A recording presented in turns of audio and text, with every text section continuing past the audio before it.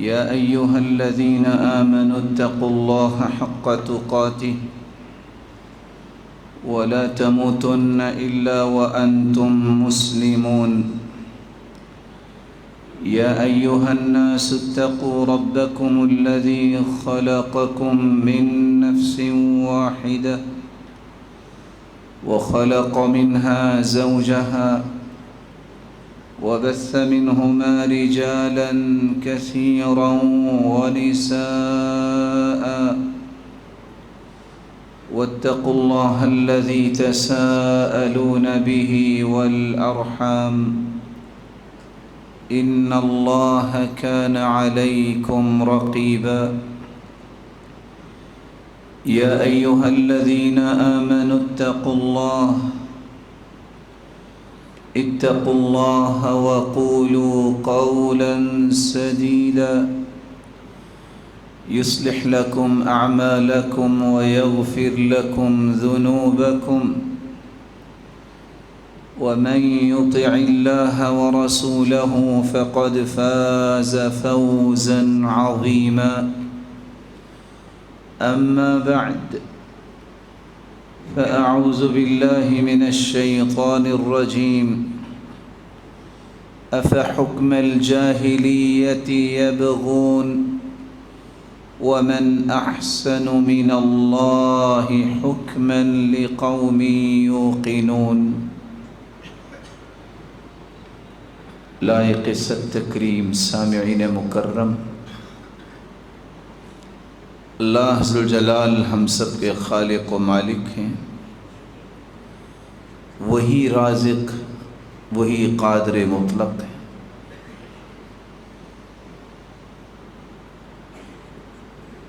اس ذات کے کلمات قرآن مجید جس کی گواہی خود قرآن دیتا ہے، وَتَمَّتْ كَلِمَةُ رَبِّكَ صِدْقًا وَعَدْلًا. اللہ ذوالجلال کے مبارک کلمات صداقت اور عدالت کے اس معیار پر ہیں جس طرح مخلوق خالق کے مشابہ نہیں ہو سکتی، پوری کائنات کی صداقت و عدالت بھی خالق کی صداقت و عدالت کو کیسے پہنچ سکتی. اللہ ذوالجلال نے جس طرح کائنات میں سے چند ہستیوں کا چناؤ کیا جن کو انبیاء اور رسل کہتے ہیں، اور ان ہستیوں کو پوری کائنات سے اعلیٰ، ارفع اور اسما بنایا، اسی طرح اللہ ذوالجلال نے کچھ کتابیں نازل کی اور ان کتابوں کا بھی معیار دنیا کی تمام کتابوں سے اعلیٰ اور افضل اور ارفع بنایا. یہی وہ دستور، وہ آئین ہے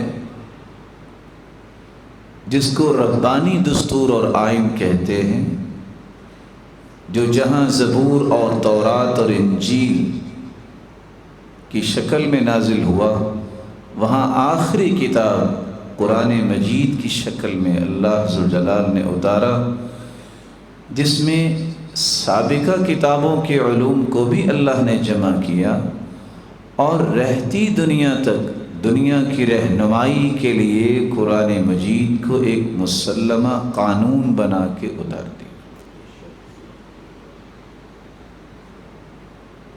رسول اللہ صلی اللہ علیہ وآلہ وسلم نے جب اللہ ذوالجلال کے حکم سے نبوت ملنے کے بعد دنیا کی تربیت اور تزکیے کا آغاز کیا، تو سب سے پہلے جو تبدیلی اور انقلاب آیا کہ وہ سابقہ روایات جو لوگوں کی چلتی آ رہی تھی کہ ہر ظلم کو جائز سمجھنا اور زندگی کے تمام زاویوں میں کجروی جو موجود تھی، اللہ کے رسول صلی اللہ علیہ وسلم نے اس کجروی کو دور کیا. ایک وہ وقت ہے جو اسلام کے بعد کا ہے، اور ایک وہ ہے جب تک رسول اللہ صلی اللہ علیہ وسلم کی بعثت نہیں ہوئی تو لوگوں کی زندگی، لوگوں کے احوال تھے۔ ان دونوں وقتوں میں بھی فرق ہے، اور دونوں اوقات کے افکار میں بھی فرق ہے، اقوال میں بھی فرق ہے، اور اعمال میں بھی فرق ہے۔ اسلام سے پہلے جاہلیت کا دور، اور اسلام کے بعد روشن اسلامی دور، دونوں کے افکار میں فرق ہے۔ اس لیے قرآن مجید میں اللہ ذوالجلال نے فرمایا افحکم الجاہلیت یبغون، کیا جاہلیت کے فیصلے یہ چاہتے ہیں؟ ومن احسن من اللہ حکما لقوم یوقنون، بھلا اللہ سے بڑھ کے بھی کسی کے فیصلے خوبصورت ہو سکتے ہیں؟ لیکن یہ کون سمجھتا ہے کہ اللہ کے فیصلے خوبصورت ہیں؟ جن کو اللہ ذوالجلال نے یقین کی نعمت سے نواز رکھا ہو۔ آج کی ہماری گفتگو کا عنوان اور محور گنتی کے 2 نکتے ہیں۔ جاہلیت کسے کہتے ہیں، اور جاہلیت کہ امور کون کون سے ہیں جن کو رسول اکرم صلی اللہ علیہ وسلم نے تو منع قرار دے دیا، اور لوگ ابھی بھی ان کو باقی رکھے ہوئے ہیں۔ کون سے ایسی نشانیاں تھیں جس سے پتہ چلتا ہے کہ جاہلیت جو ہے ابھی بھی آہستہ آہستہ انسانوں میں سرایت کر رہی ہے، جبکہ جاہلیت کے ہر کام کو اللہ کے رسول نے اپنے پاؤں تلے رون دیا تھا۔ اور دوسرا نقطہ، اس وقت میری ذمہ داری کیا ہے کہ اگر اس طرح کی خطا، اس طرح کی غلطی مجھ سے یہ آپ سے ہوتی ہے تو ہمیں کیا کرنا چاہیے۔ جاہلیت یہ جاہل یجہل سے ہے، اور اگر اس کے معنی پہ غور کیا جائے تو جس طرح جہالت جو ہے لا علمی کو کہتے ہیں، اجڑ پن کو کہتے ہیں، اکھڑے ہوئے مزاج، جاہلیت یہ ایسے دور کا نام ہے جو اسلام سے پہلے تھا۔ اس لیے علماء لکھتے ہیں ما كان حال العرب قبل الاسلام، اسلام سے پہلے جو عربوں کی حالت تھی، اور حالت کیا تھی ان کے حوال کو اگر پڑھا جائے، من الضلالہ گمراہی میں تھے،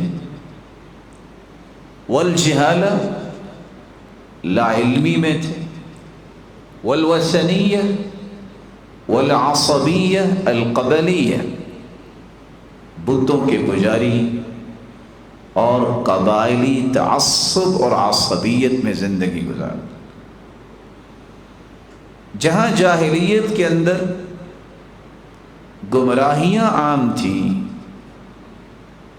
اور علم نام کی کوئی چیز نہیں تھی، انہوں نے اپنی عقل کو ہی، سوچ کو ہی علم بنا رکھا تھا، وہاں قبائلی عصبیت اس قدر تھی کہ 55 سال جنگ صرف اس بات پہ جاری رہی، کبھی گھوڑا آگے دوڑانے پہ جھگڑا، کبھی پانی پینے پلانے پہ جھگڑا،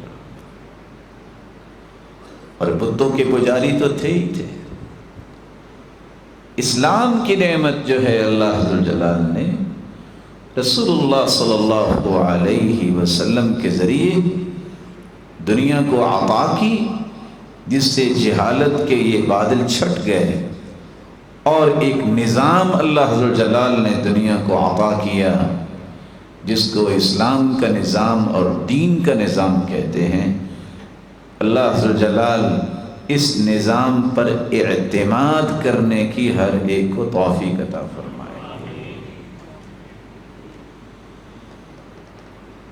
رسول اللہ صلی اللہ علیہ وآلہ وسلم نے جہاں صحابہ کرام کو جو جو قرآن اترتا وہ قرآن پڑھ پڑھ کے سنایا کرتے، صرف سنایا ہی نہ کرتے بلکہ ان آیات کی روشنی میں ان کی تربیت کرتے، اور اس تربیت کو مضبوط بنانے کے لیے باقاعدہ قرآن اور حکمت کی تعلیم دیا کرتے۔ جہاں یہ سلسلہ تعلیم و تربیت کا جاری رہا، دعوت اور تبلیغ اور ابلاغ کا سلسلہ یہ جاری رہا، وہاں رسول اللہ صلی اللہ علیہ وسلم نے ایک ایک کر کے جاہلیت کے افکار، جاہلیت کے اقوال اور جاہلیت کے اعمال سے صحابہ کرام کو دور رکھنے کی تلقین کی اور اس کی نشاندہی کی، اور رغبت اس بات پہ دلائی کہ یہ وہ اقوال اور افکار اور اعمال ہیں جس سے اللہ عز و جل راضی ہوگا، جاہلیت کی بجائے ان افکار کو اختیار کر۔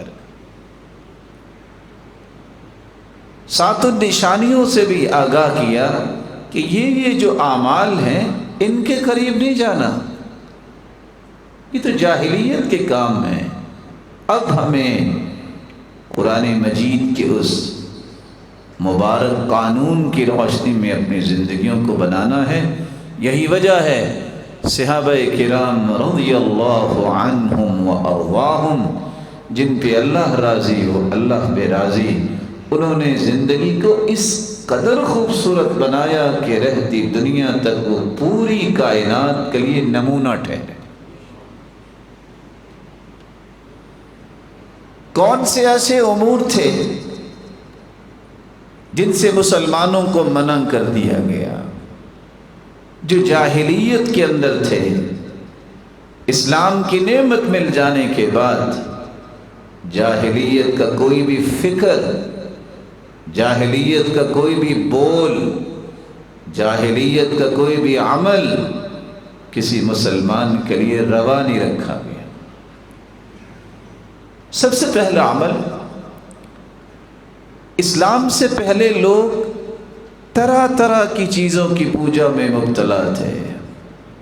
یعنی آپ سوچ سکتے ہیں کہ اپنے ہاتھ سے بنایا ہوا رب، اس کو لوگ پوجتے، ایک پتھر نظر آتا اس کو سجدہ کرتے، تھوڑا سا آگے سفر کر کے جاتے کوئی اچھا پتھر مل جاتا تو اس رب سے دستبردار ہو جاتے، اس پتھر کو اپنا معبود بنا لیتے۔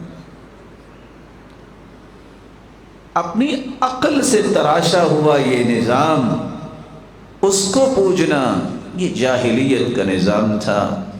اللہ ذوالجلال کی عبادت کے لیے اپنے آپ کو خالص کرنا یہ اسلام نے دعوت دی۔ تو شرک اپنی تمام تر اقسام کے ساتھ جاہلیت میں موجود تھا۔ اللہ تعالیٰ نے مسلمانوں کو جو نعمت عطا کی وہ توحید کی نعمت، اور خوشخبری کیا سنائی؟ الذین آمنوا ولم یلبسوا ایمانہم بظلم اولئک لہم الامن وہم مہتدون۔ جو لوگ ایمان لاتے ہیں پھر ایمان میں شرک کی آمیزش نہیں کرتے، ملاوٹ نہیں کرتے، خالص ایمان اللہ پر، تو اللہ نے ان کے لیے دو انعام رکھے۔ امن اللہ نے ان کے لیے رکھا ہے، ان کی سوچ میں بھی امن ہوگا، ان کے اقوال میں بھی امن ہوگا، اور ان کے اعمال میں بھی امن ہوگا۔ بلکہ یہ جس معاشرے کے افراد ہیں یہ اس میں امن کو ہی پسند کریں گے، بلکہ اس قوم و ملت میں پیغام امن کا ہی جائے گا، کیونکہ مخلوق کو خالق سے جوڑنا یہی تو ایک کام ہے جو انبیاء نے کیا، جس کے نتیجے میں امن آتا ہے۔ جب ایک خالق سے انسان جڑتا ہے تو پھر اس کی بدامنیاں ختم ہو جاتی ہیں، اور ساتھ یہ اس بات کی خبر اور خوشخبری دے دی وَهُمْ مُهْتَدُونَ۔ ہدایت کا نعرہ لگانا تو بڑا آسان ہے، دعویٰ کرنا تو بڑا آسان ہے، لیکن ہدایت یافتہ ہیں ہی وہ جن کی توحید خالص ہے، جو شرک نہیں کرتے۔ تو شرک اور اپنی من گھڑت زندگی جو ہے، اپنا ہی بنایا ہوا نظام جو ہے، اسلام نے اس کو پسند نہیں کیا۔ نظام وہ ہے جو اللہ نے قرآن کے ذریعے اتارا ہے اور لوگوں کو سمجھایا ہے کہ یہ ہے آپ کے لیے نظام زندگی اور دستور۔ اس کی ایک ایک شک اور اس کا ایک ایک آرٹیکل آپ کی زندگی کو جہاں بارونق بنائے گا، وہاں پرسکون بھی بنائے گا اور کامیابی بھی دلائے گا۔ جاہلیت کا ایک دوسرا تصور جو ہے جس کو اسلام نے منع کر دیا، جس کے کچھ اثرات آج بھی باقی ہیں، اللہ ذو الجلال کے بارے میں بدگمان ہو جانا۔ کیسے بدگمان ہونا؟ پتہ نہیں ایسا ہوگا کہ نہیں ہوگا۔ ایک بندہ نماز پڑھتا ہے، توحید کو اختیار کرتا ہے، روزے رکھنے والا ہے، اللہ ذو الجلال پر اسے اعتماد ہونا چاہیے۔ کیسے ہو سکتا ہے کہ اللہ کتے اور خنزیر کو تو دے دے اس کی زندگی کی خوراک، اور اللہ کے سامنے جھکنے والے کو اللہ محروم کر دے؟ یہ کیسے ہو؟ اللہ سے بڑھ کے بھی کسی کی بات اور کوئی وعدہ ہے سچا؟ وَمَنْ أَصْدَقُ مِنَ اللَّهِ حَدِيثًا۔ اللہ سے بڑھ کے بات میں کون سچا ہو سکتا؟ یہ بدگمانی اللہ کے بارے میں جو ہے یہ نہیں ہونی چاہیے۔ ہمیں ہر وقت اللہ سے پر امید ہونا چاہیے۔ جو میری عقل بلکہ پوری کائنات کی عقل جمع ہو کے فیصلہ کر دے یہ نہیں ہو سکتا، یہ نہیں کا لفظ مخلوق کے پاس ہے، اللہ کے ہاں کوئی چیز بھی محال نہیں ہے۔ وہ تو بے موسم پھل جو ہے مریم علیہ السلام کو دے دیتا ہے، اور بھولنے والے بھول جاتے ہیں کہ ان کو بھی کھانا دینا تھا، اور بے موسم پھل۔ سفید بالوں کے بعد بھی زکریا کو اولاد دے سکتا ہے۔ وہ تو بغیر باپ کے عیسیٰ علیہ السلام کو پیدا کر سکتا ہے۔ یہ نہیں ہو سکتا، یہ ورڈنگ مخلوق کی تو ہو سکتی ہے، اللہ ذو الجلال کے ہاں کوئی بھی ایسی چیز نہیں ہے کہ جو نہ ہو سکتی۔ وَهُوَ عَلَى كُلِّ شَيْءٍ قَدِيرٌ، وہ ہر چیز پر قادر ہے، وہی تو مدبر الکون ہے، پوری کائنات کا تصرف اسی کے ہاتھ میں ہے، وہ جو چاہے کر سکتا ہے۔ اس لیے اللہ ذو الجلال کے بارے میں بدگمانی کہ پتہ نہیں اللہ مدد کرے گا کہ نہیں، پتہ نہیں ایسا ہوگا کہ نہیں، یہ جاہلیت کا تصور تھا۔ مسلمانوں کو ایسے تصورات بھی رکھنے چاہیے۔ بلکہ حدیث تو یہ کہتی ہے کہ جو شخص اللہ ذو الجلال کے ساتھ اچھا گمان رکھتا ہے، جب اسے موت آ رہی ہوتی ہے، اس سے اچھا اس کا خاتمہ کیا ہو سکتا ہے؟ قرآن مجید میں اللہ ذو الجلال فرماتے ہیں وَيُعَذِّبَ الْمُنَافِقِينَ وَالْمُنَافِقَاتِ وَالْمُشْرِكِينَ وَالْمُشْرِكَاتِ الظَّانِّينَ بِاللَّهِ ظَنَّ السَّوْءِ عَلَيْهِمْ دَائِرَةُ السَّوْءِ وَغَضِبَ اللَّهُ عَلَيْهِمْ وَلَعَنَهُمْ وَأَعَدَّ لَهُمْ جَهَنَّمَ وَسَاءَتْ مَصِيرًا۔ اللہ عذاب دیں گے منافقوں کو، وہ مرد ہوں یا عورت، مشرکوں کو، وہ مرد ہوں یا عورت۔ کون سے مشرک؟ الظانین باللہ ظن السوء، جنہوں نے اللہ ذو الجلال کے بارے میں ظن السوء، گمان برا رکھا، علیہم دائرۃ السوء، ان کا گھیرا تنگ کر دیا جاتا ہے۔ غضب اللہ علیہم، اللہ کا غضب ان پہ برستا ہے، وَلَعَنَهُمْ، جو اللہ کے بارے میں بدگمان ہو جاتے اللہ ان پہ لعنت بھیجتے ہیں، وَأَعَدَّ لَهُمْ جَهَنَّمْ، اور ایسے لوگوں کے لیے اللہ نے جہنم تیار کر رکھی ہے، وَسَاءَتْ مَصِيرًا، اس سے برا ٹھکانہ اور کون سا ہو سکتا۔ کبھی بھی اللہ کی رحمت سے مایوس نہ ہوئیے، کبھی بھی نا امید نہ ہوئیے، کبھی بھی اللہ ذوالجلال کے بارے میں برا گمان نہ کیجیے۔ یہ اسلام کا پیغام ہے۔ اور اسلام سے پہلے جاہلیت کے اندر کیا تھا؟ لوگوں کو یہی تو مسئلہ تھا، اچھا ایک اللہ نعوذ باللہ من ذالک بارش بھی برسائے، رزق بھی دے، اولاد بھی دے، اتنے سارے کام ایک اللہ کیسے کریں گے؟ یہی تو مشرک کہتے تھے۔ اجعل الآلہۃ الہا واحدا، بھی رات کا رب اور دن کا رب الگ الگ نعوذ باللہ ہونا چاہیے، تو یہ سارے کام جو ہیں ایک رب کیسے کرے گا؟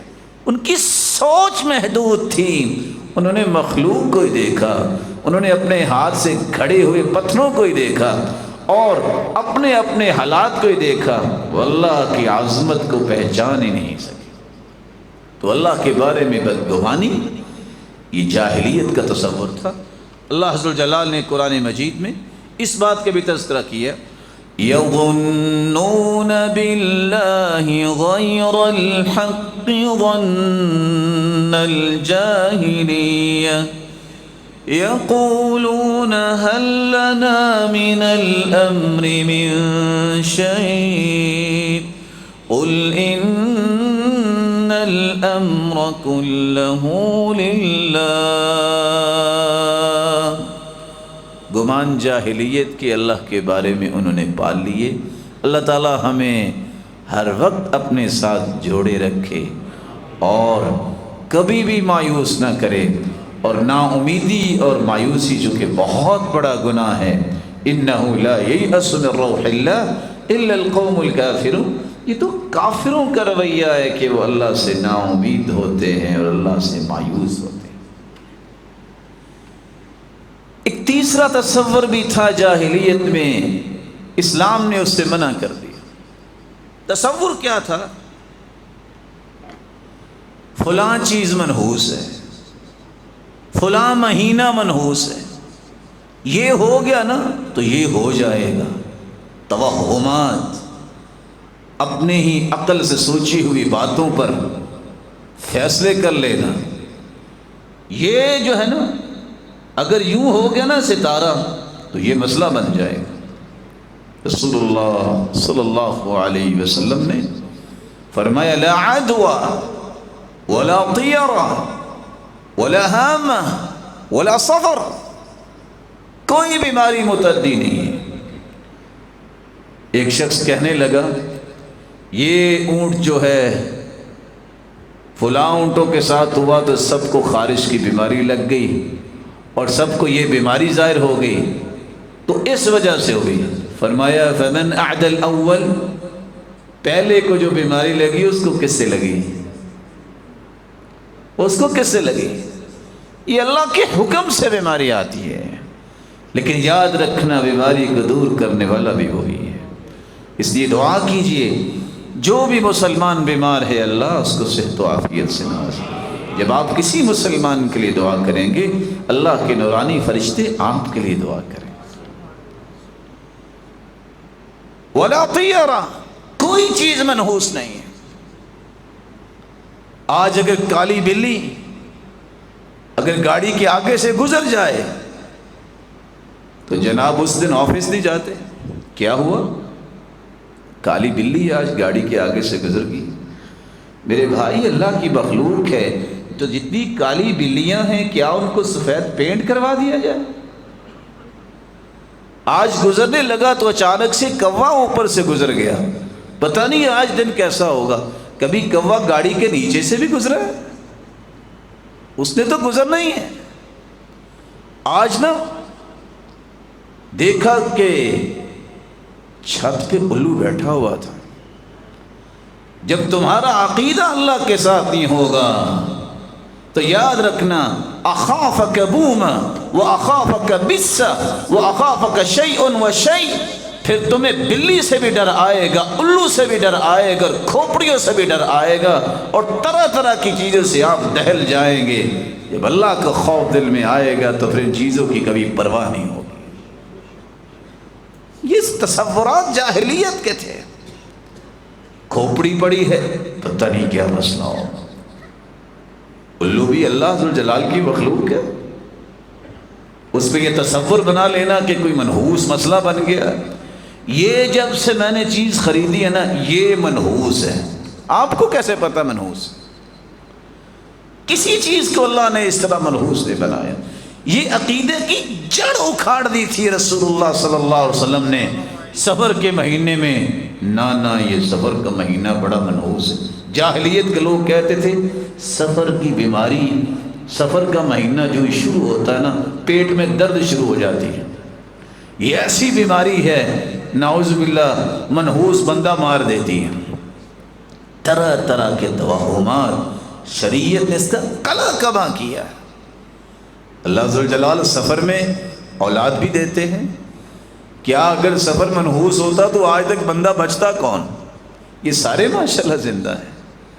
جاہلیت کا تصور یہ جو تھا یہ چیز منحوس ہے، یہ مہینہ منحوس ہے، یا یہ چیز متعدی ہو جائے گی، یہی تصورات آج کچھ لوگ پال لیتے ہیں۔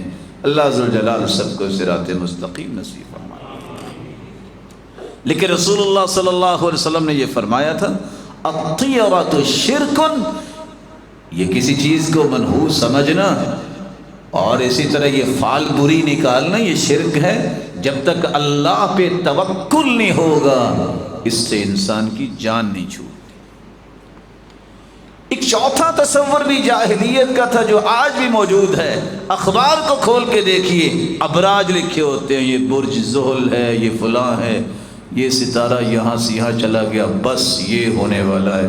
وہ جتنے بے وقوف لوگ رہتے ہیں جو کافر ہیں، وہ 12 دسمبر 22 دسمبر 2012 کو کہہ لگے بس آج قیامت کا دن ہے، پانی بھی ساتھ رکھ لیا، پہاڑوں پہ چلے گئے۔ قیامت کا علم تو اللہ نے کسی کو دیا ہی نہیں ہے۔ انما علمها عند ربی لا یجلیها لوقتها الا هو، قیامت کے بارے میں صرف وہی جانتا ہے۔ رسول اکرم صلی اللہ علیہ وسلم نے اس چوتھے فکر کی بھی اصلاح کی۔ فرمایا ان الشمس والقمر آیتان من آیات اللہ لا ينخسفان لموت احد ولا لحیاتی۔ جاہلیت کے لوگ یہ کہتے تھے ان اہل الجاہلیہ یقولون ان الشمس والقمر لا ينخسفان الا لموت عظیم من عظماء اہل الارض۔ جب سورج اور چاند کو گرہن لگتا ہے تو کسی بڑے آدمی کی موت واقع ہوتی ہے۔ یہ جاہلیت کا تصور تھا۔ رسول اللہ صلی اللہ علیہ وآلہ وسلم نے فرمایا یہ چاند اور سورج اللہ کی نشانیاں ہیں۔ یخوف بہما عبادہ، اللہ اپنے بندوں کو ڈراتے ہیں کہ جس طرح میں چاند اور سورج کی روشنی کو سلب کر لیتا ہوں، تمہاری آنکھوں کی روشنی کیا تمہاری زندگی کو بھی میں سلب کر سکتا ہوں، ہوش میں آ جاؤ۔ اللہ تو ڈراتے ہیں۔ کسی کی موت اور کسی کی ولادت کی وجہ سے یہ نہیں ایسا ہوتا کہ سورج اور چاند گرہن لگا۔ رسول اکرم صلی اللہ علیہ وآلہ وسلم کے بیٹے فوت ہوئے، لوگوں نے باتیں اس طرح کی بھائی اصل ایسا ہوا ہوگا، اور آج یہی کہتے ہیں یہ ستارہ نا بس وہاں پہنچنے والا ہے، جس دن پہنچ گیا نا سب نے ختم ہو جانا ہے۔ تو فکر کیا ہے؟ ایمان پہ کل کو بھی آئے موت، آج بھی آئے، دعا یہ کیوں نہیں کرتے کہ خاتمہ بالخیر ہو، کلمہ پہ موت آئے، جب بھی جائیں جانا کس کے پاس ہے؟ اپنے رب کے پاس جانا۔ پریشانی کیا ہے؟ پریشانی یہ ہونی چاہیے میری اور آپ کی کہ میری تیاری ہو۔ پریشانی کس وجہ سے ہو رہی ہے؟ ایک طرف دعویٰ ہے کہ اللہ سے مجھے بڑی محبت ہے، محبوب سے ملنے کا شوق ہونا چاہیے کہ محبوب سے ملنے سے ڈر ہونا چاہیے؟ یہ کمال کا دعویٰ نہیں ہے۔ صرف یہ پریشانی ذہن میں ہونی چاہیے، اللہ جب اپنے پاس بلائے تو اس کیفیت میں جس کیفیت میں تو راضی ہو، اپنی رضا سے ہمیں محروم نہ کرنا، اور ایسی موت سے نوازنا میرے مالک جس کے بعد صرف تیری رضا اور تیرے دیدار کے مستحق بنے، اس سے بڑی نعمت اور کیا ہے؟ تو رسول اکرم صلی اللہ علیہ وآلہ وسلم نے یہاں بھی حکم دیا فَافْزَعُوا إِلَى الصَّلَاةِ، جب سورج اور چاند گرہن لگتا ہے تو فوراً نماز پڑھا کرو۔ اور ایک چھوٹا سا پیغام میں چھوڑنا چاہوں گا، اگر آفاقی مصیبتوں کو دور کرنے کا علاج نماز ہے تو چھوٹی چھوٹی زمینی مصیبتوں کو دور کرنے کا علاج نماز نہیں ہے۔ اس لیے جب بھی پریشانی آئے وضو کرو، اللہ کے سامنے کھڑے ہو جاؤ، تمہاری پریشانی اور تمہارے درمیان اس کو دور کرنے کا اتنا ہی فاصلہ ہے جتنا آپ کی پیشانی اور زمین کا فاصلہ ہے۔ اللہ کے سامنے گر جاؤ، اللہ کبھی بھی کسی کو ضائع نہیں ہونے دیتے۔ ایک پانچواں تصور جو ہے، جو جاہلیت کا تھا، جو آج بھی شروع ہو گیا، شریعت کو عقل پہ مقدم نہیں کرتے تھے، کہتے تھے جو عقل مانے گی اس کو ہم مانیں گے، دوسری چیز کو نہیں مانیں گے۔ اتفاق سے دو عورتوں کی آپس میں لڑائی ہوگی، ایک عورت کے پیٹ میں بچہ تھا، وہ مر گیا، اللہ کے رسول نے فیصلہ کر دیا کہ اس کی تو دیت دینی پڑے گی، غرۃ عبد او اما۔ ایک اٹھنے والا کہتا ہے اس کی کیسے دی، نہ اس نے کچھ کھایا نہ اس نے پیا، ولستحل، نہ اس نے چیخ لگائی، اس کی کیا قیمت کہ اس کا جو ہے وہ دیت دی جائے گی۔ اللہ کی رسول نے فرمایا یہ کاہنوں کی کلام ہے جو بات کر رہا ہے۔ آج کتنے ایسے لوگ معاشرے موجود ہیں کہتے ہیں اس چیز کو عقل نہیں مانتی۔ تمہاری عقل ہے کیا؟ تمہاری عقل ہے کیا؟ یہ جاہلیت کا تصور تھا کہ شریعت کو عقل پہ وزن کریں گے، جس چیز کو عقل مانے گی اس کو لیں گے۔ اس بات کو سمجھانے کے لیے ایک میں مثال پیش کروں۔ ابو عمر بیان کرتے ہیں الزجاجی، کان الناس فی الجاہلیہ یتبعون ما تستحسنہ العقول والطبائع۔ جاہلیت میں اصول یہ تھا وہ چیز اچھی ہے جس کو عقل اچھا کہے گی، طبیعت بندے کی اچھا کہے گی۔ ایک بندے کی طبیعت ہی جو ہے وہ خطرناک ہے تو وہ کس چیز کو پسند کرے گی؟ شرابی کس کو پسند کرے گا؟ شراب کو۔ برا انسان کس کو پسند کرے گا؟ برائی کو۔ یہ تو کوئی وزن نہ ہوا۔ لیکن رسول اللہ صلی اللہ علیہ وسلم کا دین کہتا ہے اچھی چیز وہ ہے جس کا اللہ نے حکم دیا، اچھی چیز وہ ہے جس کا رسول نے حکم دیا، اور ساتھ یہ بھی فرمایا اچھی عقل بھی وہ ہے جو شریعت کے تابع ہو کے چلے۔ امام ابن خزیمہ فرماتے ہیں وہ عقل المنقاد لشرع اللہ، اللہ کی شریعت کے تابع ہو کے جو عقل سوچے گی اس کی سوچ بھی اچھی ہوگی۔ جو اللہ کی شریعت کے تابع عقل نہیں ہے وہ پھر فیصلے جاہلیت کے ہی کرے۔ امام ابن خلدون لکھا کرتے تھے، شاید کہ اس مثال سے کسی کی سمجھ آ جائے، پیمانے مختلف ہیں۔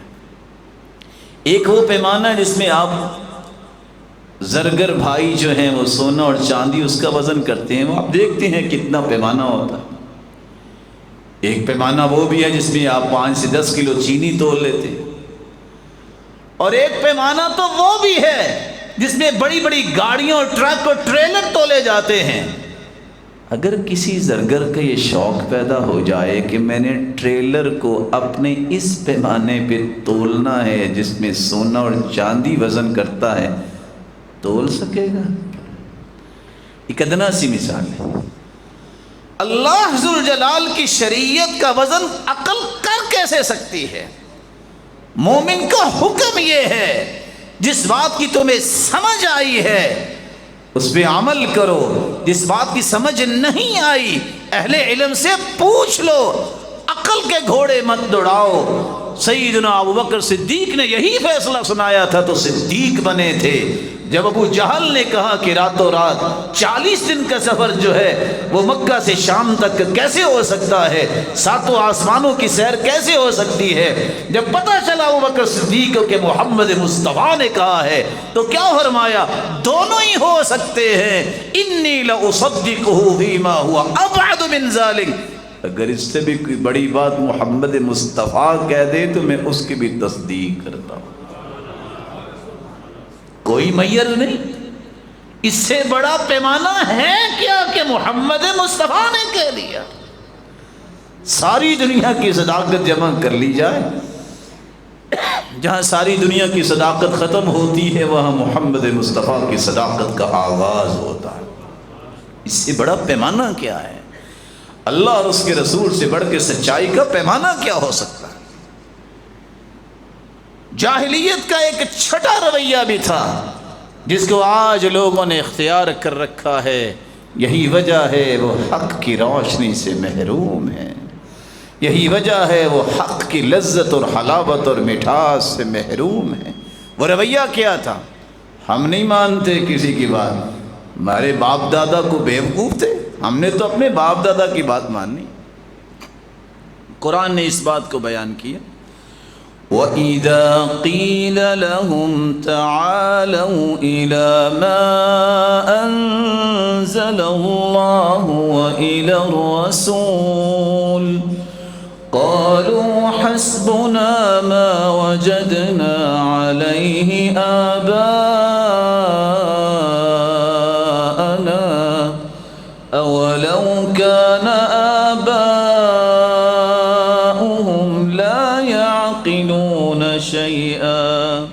لا يعلمون شيئا ولا يهتدون أولو كان آباؤهم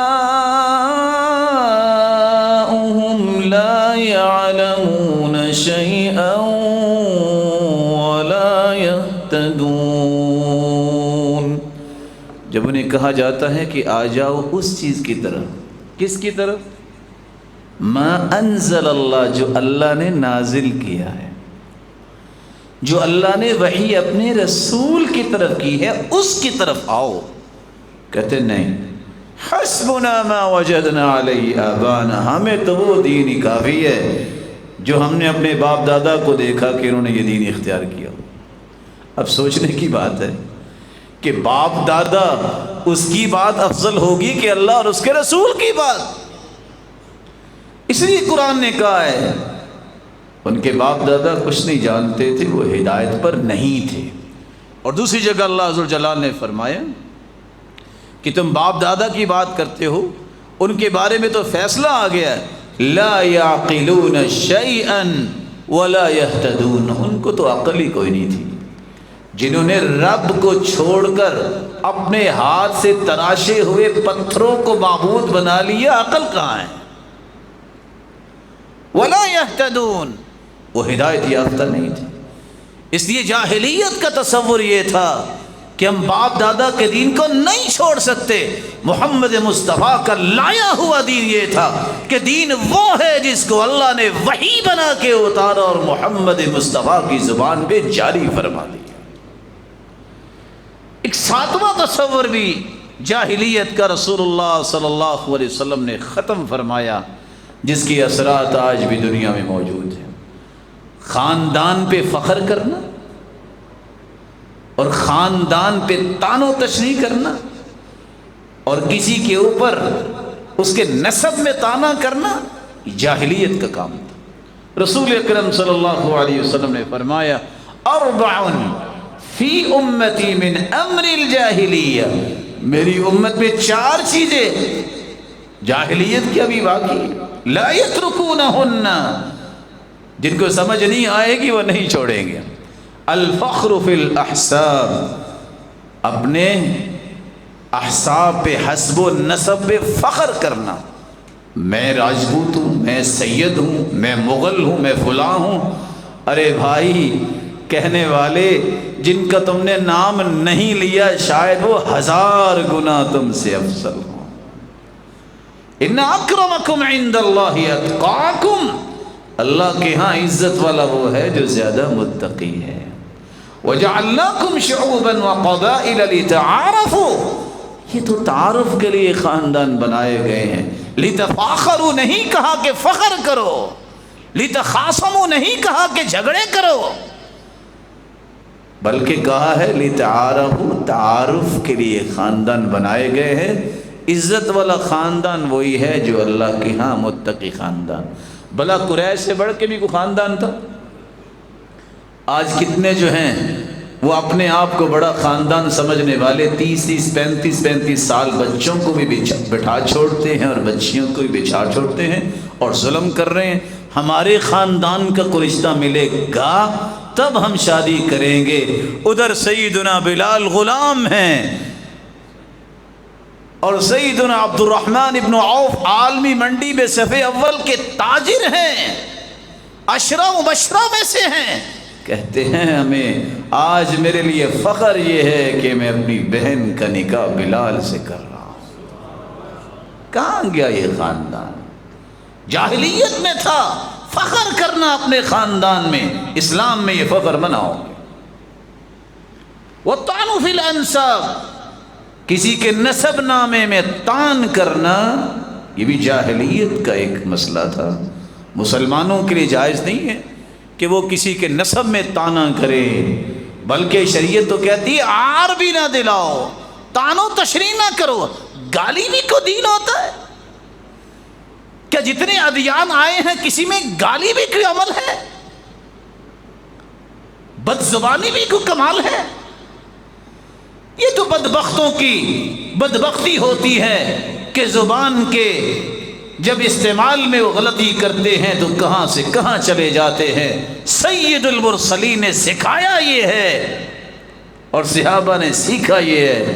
अबू ज़र जैसे गाली देने वाले ने गाली दी, वो कुछ बोलने लगे, कहा बोले ना मैं 100 गाली दूंगा। मुस्करा के कहते हैं तुम 100 भी गाली दोगे मैं एक का भी जवाब नहीं दूंगा। गाली कोई दीन नहीं है। वो तानु फिल अंसाब जाहिलियत में था।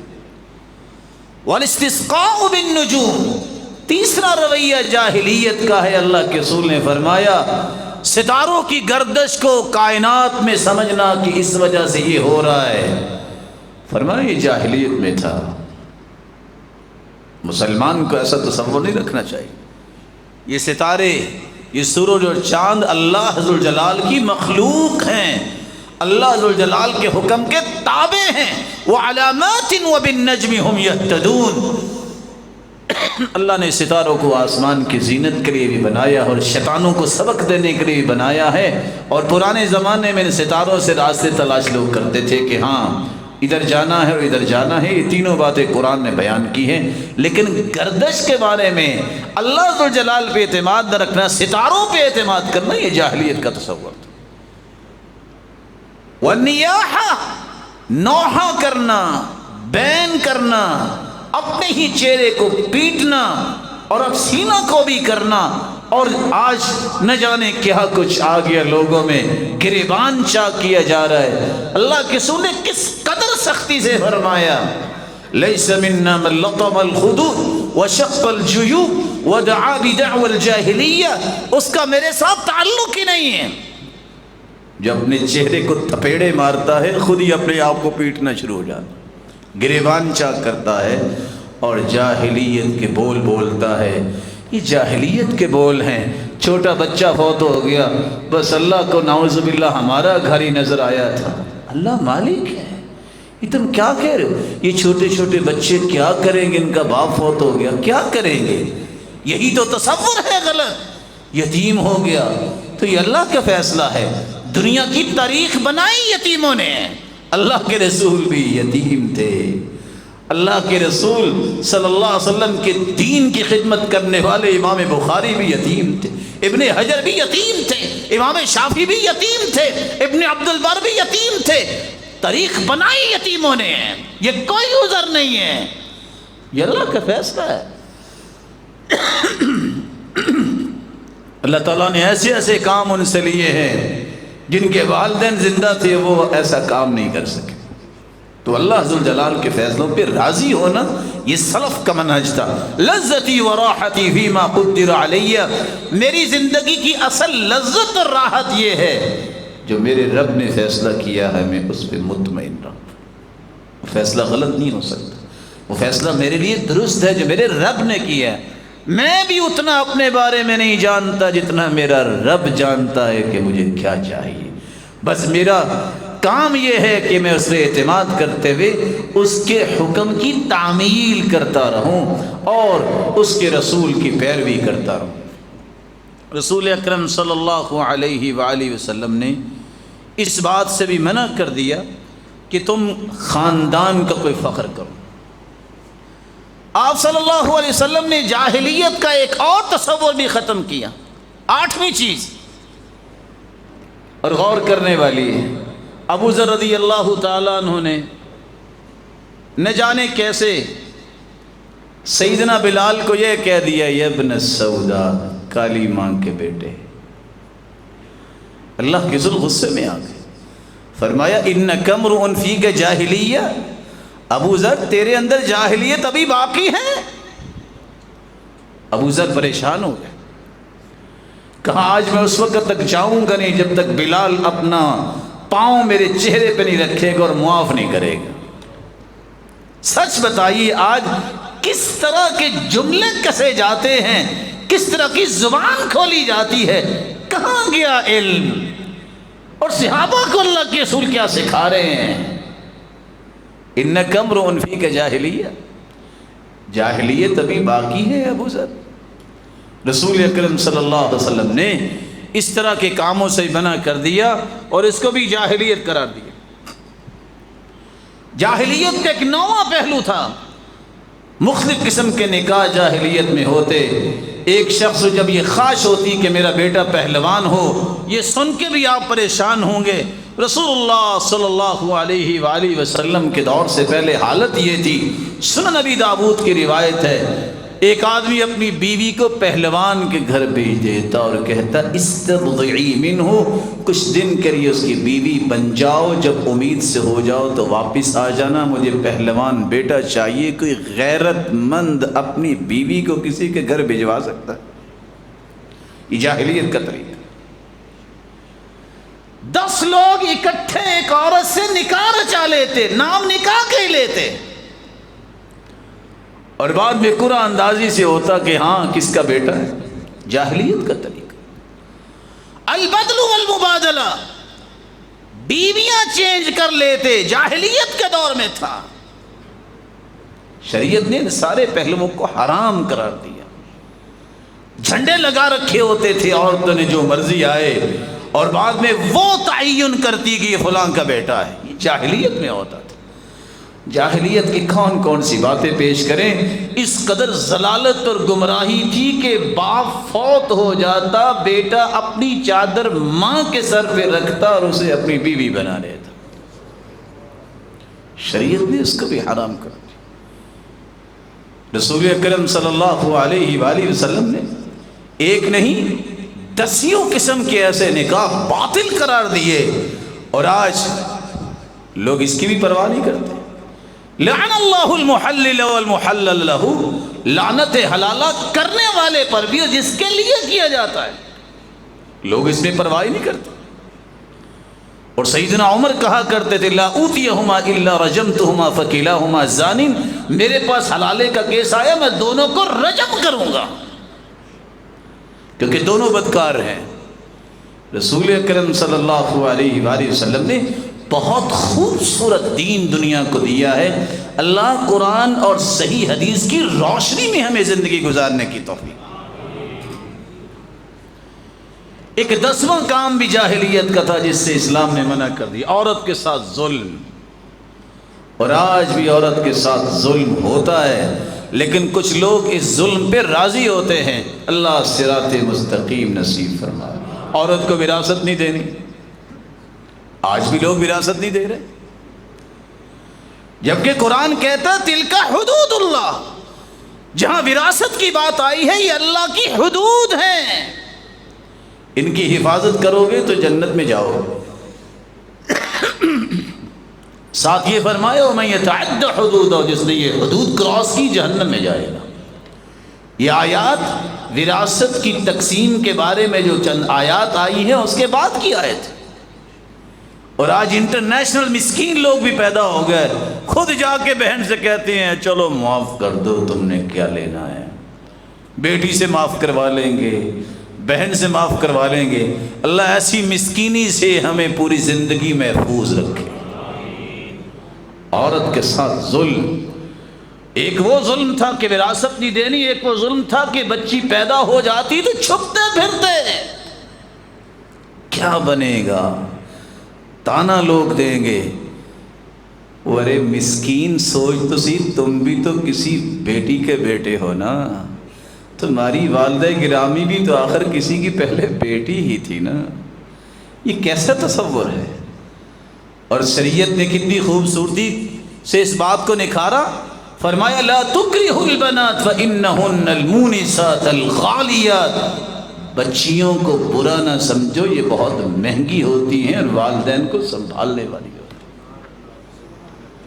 من عال جاریتین، جس کی 2 بچیاں ہیں، اگر اس کی پرورش کرتا ہے، کھلاتا پلاتا پہناتا ہے، تربیت کرتا ہے، حتی تبلغا، یہاں تک کہ بالغ ہو جاتی ہیں، قیامت کے دن اللہ کے رسول نے فرمایا جس طرح 2 انگلیاں ہیں نا جنت میں، یہ والدین میرے ساتھ اس طرح کھڑے۔ یہ جاہلیت کا تصور تھا، اور آج بھی ایک گھر میں 1 سے 2 بچیاں پیدا ہو جائیں تو سوچیں لگ جاتے ہیں، لگتا ہے کہ یہ کام ٹھیک نہیں ہے۔ یہ سوچو کام ادھر ٹھیک نہیں ہے کہ آپ کی طرف ٹھیک نہیں ہے۔ فیصلہ تو اللہ نے کیا نا، تمہیں اللہ کا فیصلہ پسند کیوں نہیں ہے؟ خامن تو تم ہو، وہ تو آپ کی بیوی ہے، اس میں اس کا کیا گناہ ہے؟ رسول اکرم صلی اللہ علیہ وآلہ وسلم نے یہاں تک خوشخبری سنا دی کہ جس کی 3 بیٹیاں ہوں گی یا 3 بہنیں ہوں گی، اگر والد زندہ نہیں ہے، بھائی اس کی پرورش کرتا ہے، قیامت کے دن یہ تینوں جہنم کے سامنے دیوار بن جائیں گے۔ جاہلانہ تصور نہیں ہونا چاہیے۔ طلاقیں صرف اس بنیاد پہ ہو جاتی ہیں بیٹیاں ہیں۔ امام احمد بن حنبل کے پاس ایک شخص آتا ہے اور آ کے کہتا ہے میری بہت اللہ تعالیٰ نے مجھے بیٹیوں سے نوازا ہے اور لوگ باتیں کرتے ہیں۔ کہا پریشان ہونے کی بات نہیں، انبیاء اکثر جو ہیں اللہ نے ان کو بیٹیاں ہی دی تھی۔ تو کہتے جب یہ میں نے بات سنی تو میرا دل جو ہے وہ کس قدر حوصلے والا ہو گیا کہ فیصلہ تو واقعی اللہ کا ہے، کسی اور کا تو نہیں۔ رسول اکرم صلی اللہ علیہ وآلہ وسلم نے جاہلیت کا ایک رواج، بے پردگی بھی ختم کر کے اسلام کا رواج جو ہے وہ عصمت، عفت، اس کو رواج دیا۔ آج لوگ کہتے ہیں نا یہ پردہ دکیا نوسی ہے، پرانی بات ہے، بے پردگی دکیا نوسی ہے۔ وَلَا تَبَرَّجْنَ تَبَرُّجَ الْجَاهِلِيَّةِ الْأُولَى، جاہلیت میں بے پردگی تھی، اسلام نے پردہ دیا ہے۔ اسلام نے عورت کی عزت کو بلند کیا ہے، اسلام نے اسی عظمت دی ہے۔ اور کتنی عورتیں اگر پردہ کرے کہتی ہیں تم نے پردہ کر لیا ہے۔ بہت سارے معاشرے میں کام کرنے کے دروازے بند ہو جائیں گے، اور ایک عقل مند کہنے لگی ہاں جہاں کاموں کے دروازے بند ہوں گے یہ تو ہوں گے، اللہ کا شکر ہے جہنم کا بھی تو دروازہ بند ہوگا نا، وہی کافی ہے، جنت کی وارث بن جانا یہی کافی ہے۔ رسول اکرم صلی اللہ علیہ وآلہ وسلم نے جاہلیت کے ان رویوں سے بھی محفوظ امت کو فرمایا۔ بنی اسرائیل کی ایک عورت جس کا قد بہت چھوٹا تھا، اتفاق سے وہ 2 بڑے قد والی عورتوں کے درمیان بازار میں چلتی، لوگ پہچانتے ہی نہیں تھے۔ فَأَخَذَتْ رِجْلَيْنِ مِنْ خَشَبٍ، اس نے لکڑی کی 2 جوتیاں بنائی، ان کے برابر ہو گئی، اور ایک انگوٹھی بنائی، فَغَلَّفَتْهُ بِطِينٍ، مٹی کا لیپ کیا اور اس میں کستوری ڈالی، اور جب وہ بازار میں چلتی تو پاؤں زمین پہ مارتی، لوگ اس کی طرف متوجہ ہوتے۔ فَسَمَّوْهَا فِتْنَةً، بنی اسرائیل کے لوگوں نے اس کا نام فتنہ رکھا۔ شیخ البانی رحمۃ اللہ علیہ جب اس حدیث کو نقل کرتے ہیں تو لکھتے کیا ہے، زی الفاسقات، یہ فاسقات عورتوں کی نشانی ہے۔ آج مسلمانوں کو بھی خیال نہیں ہے، اتنی ہیل والی جوتی پہننے میں نہ باپ کو سمجھ آتی ہے، نہ بھائی کو نظر آتا ہے اور نہ ہی بیٹوں کو پتہ چلتا ہے کہ یہ کیا ہے۔ قرآن کہتا ہے وَلَا يَضْرِبْنَ بِأَرْجُلِهِنَّ، پاؤں زمین پہ نہ مارے عورتیں، اگر انہوں نے کچھ پہنا ہے تو آواز مردوں تک نہ جائے۔ آپ کا کیا خیال ہے اگر اس طرح کی ہیل والی جوتی پہنی ہو تو کس کو پتہ نہیں چلتا؟ اسلام نے اس طرح کی چیزوں سے امت کو محفوظ کیا ہے جس سے اس کے ایمان میں اور اس کی اقدار میں، اس کے حیا اور عصمت میں کوئی فرق آتا ہے۔ رسول اللہ صلی اللہ علیہ وآلہ وسلم نے جس طرح بے پردگی کو ختم کیا، جس طرح بیٹیوں سے نفرت کو ختم کیا، رسول اللہ صلی اللہ علیہ وسلم نے ایک رویہ جاہلیت کا یہ بھی ختم کیا۔ وہ لوگ منصوبہ بندی اس طرح کرتے تھے کہ بچوں اور بچیوں کو مارتے تھے، یہ بڑا ہو گیا تو کھائے گا کیسے، جو آج بھی مسلمانوں میں رچ بس گیا۔ نہیں بس بچے دو ہی اچھے، یہ کافروں کا ذہن ہو سکتا ہے، مومن کا نہیں ہو سکتا۔ اور رسول اکرم صلی اللہ علیہ وسلم نے لفظ کتنے بڑے بول دیے، فرمایا ای الذنب اعظم، کون سا گناہ سب سے بڑا ہے؟ فرمایا ان تجعل للہ ندا وہو خلقک، صحیح بخاری کی روایت ہے سب سے بڑا گناہ ہے تم اللہ کے ساتھ کسی کو شریک بناؤ حالانکہ پیدا تمہیں اللہ نے کیا۔ پھر فرمایا ثم ای، شرک کے بعد گناہ کیا ہے؟ آپ نے فرمایا ان تقتل ولدک خشیت ان یأکل معک، صرف اس لیے اولاد کو تم قتل کرو کہ کل کو یہ تمہارے ساتھ بیٹھ کے کھائے گا تو کہاں سے آئے گا؟ ارے مسکین، تجھے بھی رب نے دیا، جو آئے گا وہ بھی اپنا رزق لے کے آئے گا۔ تمہیں کبھی پڑھنے کا موقع مل جائے، اللہ توفیق دے دے، میری دعا ہے گھر میں ٹی وی لاؤنج کی جگہ حدیث لاؤنج لکھا ہو، بخاری مسلم مترجم ہی پڑھی ہو، تم یہ حدیثیں پڑھ کے دیکھو، بندہ 5 مہینے بعد دنیا میں آتا ہے، اس کے رزق کی پلاننگ اللہ مکمل کر چکے ہوتے ہیں اور بتا چکے ہوتے ہیں۔ 4 مہینے کا جب ہوتا ہے انسان، ابھی روح پھونکی جاتی ہے تو اللہ عز و جلال کے فیصلے تو فرشتے کو پہنچ جاتے ہیں کہ لکھ دو اس کا اتنا رزق ہوگا، اتنی زندگی ہوگی۔ پھر انسان سوچے کہ یہ میرے ساتھ کھائے گا، اس نے اپنا رزق خود لے کے آنا ہے، جو اللہ نے اس کی قسمت میں لکھا ہے وہ تمہارا رزق نہیں کھائے گا۔ رسول اللہ صلی اللہ علیہ وآلہ وسلم نے جاہلیت کا ایک رویہ، 14واں رویہ یہ بھی ختم کیا، سود سے منع کیا قوم کو، اور یہ جاہلیت میں عام تھا۔ ہوتا یہ تھا کہ کسی نے کسی سے کو مال لینا ہے، جب وقت آ جاتا تو وہ کہتا تقضی ام تربی، کیوں بھی پیسے واپس کرتے ہو کہ سود لگا کے تھوڑی سی مدت اور دے دوں؟ آج کہتے ہیں بھی ظاہر ہے اس نے صبر جو کیا ہے، تو اگر کوئی چند پیسے لے لیے ہیں تو پھر کیا ہوا؟ پھر ہوا کیا ہے؟ شریعت کہتی ہے حرام ہے، اور شریعت یہ کہتی ہے درہم و ربا اشد من 36 زنیہ، 36 مرتبہ بدکاری کا جتنا گناہ ہے اس سے زیادہ گناہ 1 درہم سود کا کھانے کا گناہ ہے۔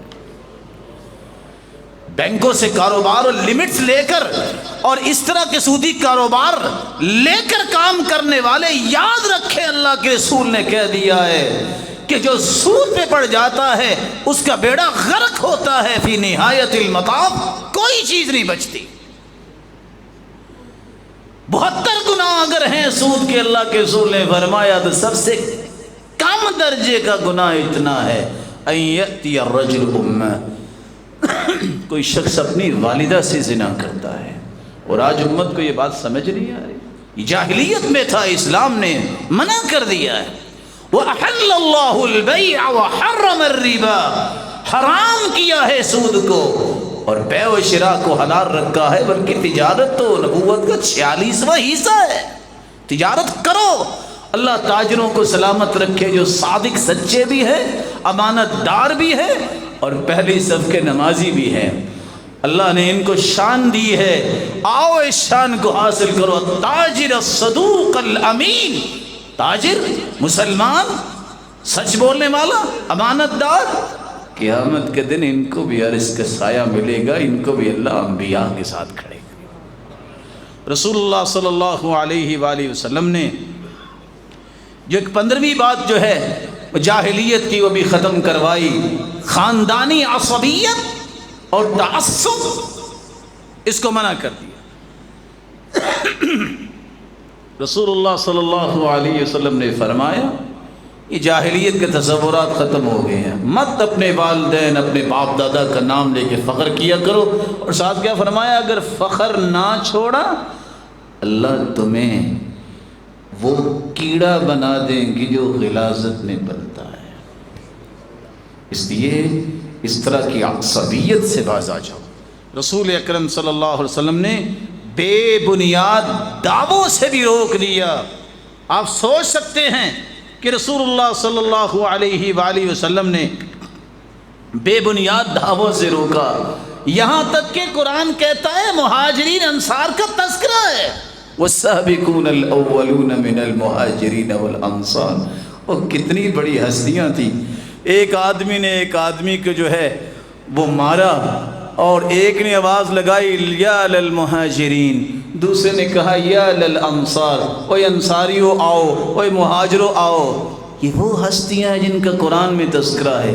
اللہ کے رسول نے فرمایا دعوہا فإنہا منتنہ، یہ بدبودار چیز ہے۔ یہ جاہلیت میں اس طرح خاندانی چیزیں ہوتی تھیں، اسلام کے اندر ایسے کام نہیں کرنے چاہیے۔ رسول اللہ صلی اللہ علیہ وآلہ وسلم نے اس لیے فرمایا من دعا بدعوى الجاہلیہ فہو من جزاء جہنم، صحیح الجامع کی روایت ہے، جو ایسے دعوے کرتا ہے وہ کل کو جہنم کا ایندھن نہ بن جائے۔ شراب نوشی عام تھی، اللہ کے رسول نے اس کو بھی حرام قرار دیا۔ شاعر اسلام اور اہل اسلام کے ساتھ مذاق اڑانا یہ بھی جاہلیت کا طریقہ تھا۔ وما كان صلاتهم عند البيت الا مكاء وتصديا، وہ مسجدوں کے قریب آتی تو سیٹیاں بجاتی اور تالیاں بجایا کرتے تھے، قرآن نے تذکرہ کیا ہے۔ تو یہ اہل ایمان سے مذاق کرنا اور شاعر اسلام سے مذاق کرنا یہ بھی جاہلیت کا طریقہ تھا۔ اللہ ذوالجلال ہمیں محفوظ فرمائے۔ رسول اللہ صلی اللہ علیہ وآلہ وسلم نے جہاں جاہلیت کی ان باتوں سے منع کیا، وہاں یہ بات بھی بیان کی کہ سب سے مبغوض ترین انسان اللہ کے ہاں وہ ہے کون؟ غور کیجئے گا، ملحد فی الحرم، جو بیت اللہ میں الحاد پھیلاتا ہے، ومبتغ فی الاسلام سنت الجاہلیہ، اسلام قبول کرنے کے بعد جاہلیت کے طریقوں کو چاہتا ہے، ومطلب دم امرئ بغیر حق، اور ایسا شخص جو کسی کو ناحق قتل کرتا ہے، اللہ کی ہاں سب سے یہ برا ہے۔ اللہ ذوالجلال نے اس لیے یہ تصور جو ہے جاہلیت کا، اس کو کافروں کا تصور کہا ہے۔ قرآن مجید میں اللہ فرماتے ہیں اذ جعل الذین کفروا فی قلوبہم الحمیہ حمیۃ الجاہلیہ، جاہلیت جیسی حمیت انسان کے دل میں، یہ کافروں کی نشانی بیان کی ہے۔ اللہ ذوالجلال ہمیں جاہلیت کے امور سے محفوظ فرمائے اور ہر اس عمل کی توفیق دے جس سے وہ راضی ہو۔ وآخر دعوانا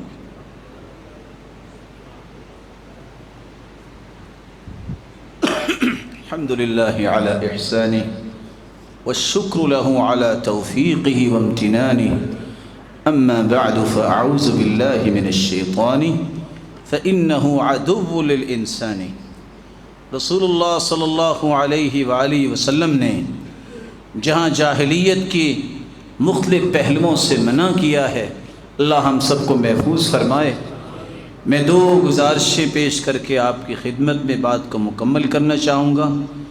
ایک گزارش تو یہ ہے کہ رسول اکرم صلی اللہ علیہ وآلہ وسلم نے جس اسلام کی دعوت اور تبلیغ کی، اس اسلام کے بارے میں اللہ کے رسول نے کوئی ایسا قانون نہیں بنایا کہ آپ اتنے سال سے پہلے مسلمان نہیں ہو سکتے۔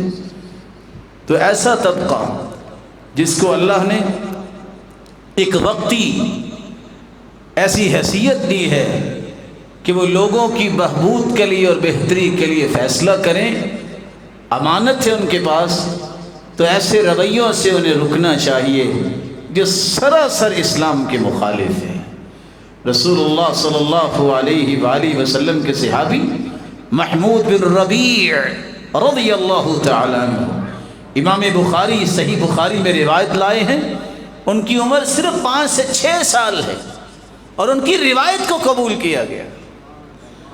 صحابی جن کی عمر 6 سے 7 سال ہے وہ مصلی نبوی پہ امام بنے۔ سیدنا علی رضی اللہ تعالی عنہ وارضاہ، یہ وہ مبارک صحابی ہیں۔ جس طرح زبیر رضی اللہ تعالی عنہ، یہ وہ صحابی ہیں جنہوں نے 8 سال اور 7 سال میں اسلام کو قبول کیا، اور یہ وہ صحابہ ہیں جن نے اسلام کے اندر پھر قربانیاں دی۔ کسی نے ان کے بارے میں کوئی بات نہ کی، بلکہ جواب ایسا دیا، کہنے والے نے کہا، اللہ کے رسول صلی اللہ علیہ وآلہ وسلم نے فرمایا علی اپنے والد سے پوچھو اسلام کو قبول کر لو۔ تو جواب کیا دیا سرتاج رسول، ان ربی لم یستشر ابی حین خلقنی، میرے رب نے جب مجھے پیدا کیا تو میرے ابا سے مشورہ کر کے تو پیدا نہیں کیا۔ اب اس کا دین آیا ہے تو اس کو قبول کرنے کے لیے مشورے کی ضرورت نہیں ہے۔ رسول اکرم صلی اللہ علیہ وآلہ وسلم کے صحابہ اگر ان کی زندگیوں پہ غور کیا جائے، صرف 13 سال عمر تھی معاذ بن عمر بن جموح کی، معوذ بن عفراء کی 14 سال عمر تھی، جنہوں نے ابو جہل کو الٹ کر رکھ دیا تھا۔ کس نے مارا تھا؟ یہ 13 سالہ اور 14 سالہ بچے تھے۔ عمر بن کلثوم کو دیکھیے جو تغلب قبیلے کا سردار بنا، صرف 15 سال عمر تھی۔ زید بن ثابت کو دیکھیے 13 سال کی عمر میں کاتبین وحی کے ساتھ وہ اللہ ذوالجلال کی طرف سے آنے والی وحی کو لکھا کرتے تھے۔ رسول اکرم صلی اللہ علیہ وآلہ وسلم کے صحابی عبداللہ ابن عباس 16 سال کے تھے اور مفتی تھے، ان کا فتویٰ مانا جاتا تھا۔ حیرانگی کی بات ہے، ارقم بن ابی الارقم 14 سال کی عمر کا یہ بچہ جس نے اپنا گھر اللہ کے دین کے لیے وقف کیا تھا اور دار ارقم میں بیٹھ کے اللہ کے رسول صحابہ کو یہ آیات جو نازل ہوتی وہ سکھایا کرتے تھے اور پڑھایا کرتے تھے۔ سعد بن ابی وقاص نے 17 سال کی عمر میں مجلس شورا کے رکن بنے رسول اللہ صلی اللہ علیہ وسلم کے، اور تیر اندازی کی۔ طلحہ بن عبید اللہ 16 سال کی عمر میں اللہ کے رسول صلی اللہ علیہ وسلم کے گن مین بننے کا شرف انہیں حاصل ہوا۔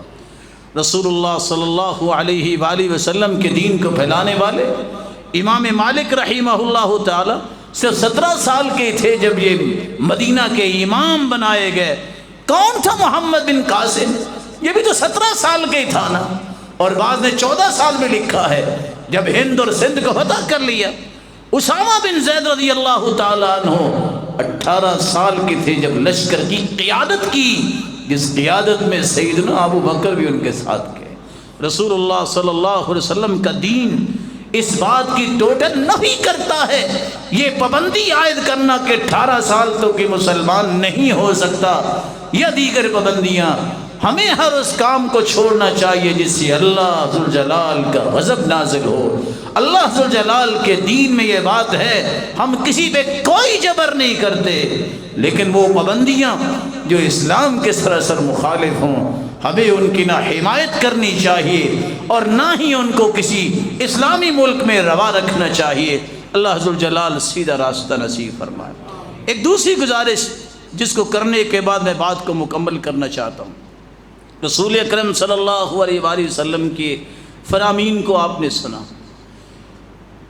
ہم سب مسلمان ہیں، اسلام سے بڑی کوئی نعمت نہیں، اور اسلام کون لے کے آیا؟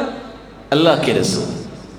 ہماری نسبت ایک اسلام کی ہے اور دوسری نسبت یہ ہے ہم محمد مصطفیٰ صلی اللہ علیہ وآلہ وسلم کو اپنا قدوہ مانتے ہیں، اور صحابہ کرام کو، تمام صحابہ کرام کو ہم کائنات کے لیے نمونہ مانتے ہیں، لیکن ہماری نسبت جو ہے وہ محمد مصطفیٰ کی طرف ہے۔